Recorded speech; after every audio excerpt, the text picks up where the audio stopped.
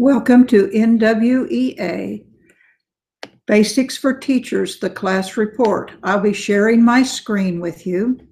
We're going to be specifically discussing the class report and specifically options that we set when you first start looking at class reports.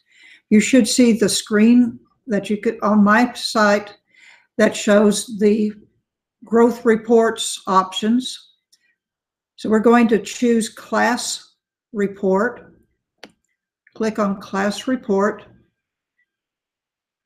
This brings up a screen specifically for the class report, shows the terms rostered that we'll be looking at, the school, and the instructor.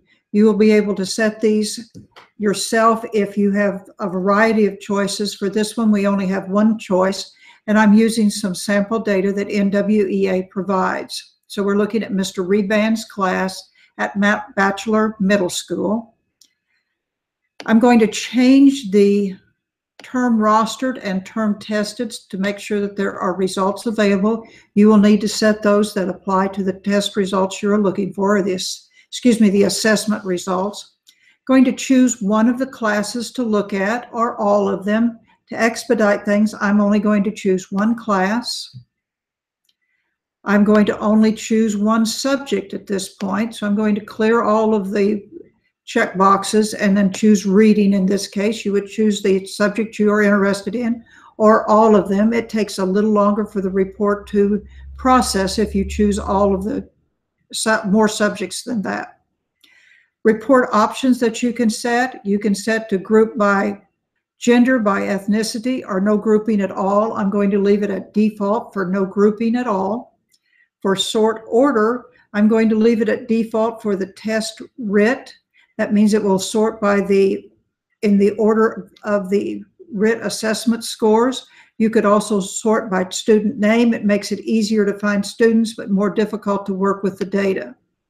I'm going to leave student detail display and goal performance display both checked so that we have that information also. For goal range, I'm going to leave it at goal descriptor. This will describe the ranges as low, low average, etc., instead of describing them with the numbers of writ ranges, which may be more difficult to understand when you first start using it. Once I've made those choices, I'm going to create the PDF report. It will take a few seconds to generate. If it has more data for more classes, it may take a little longer. And then sometimes it will immediately pop up with the report. Sometimes it will send you to the reports queue. So whichever way works, and it should open up the class report. Check back in the next video to learn more about how to read the class report summary.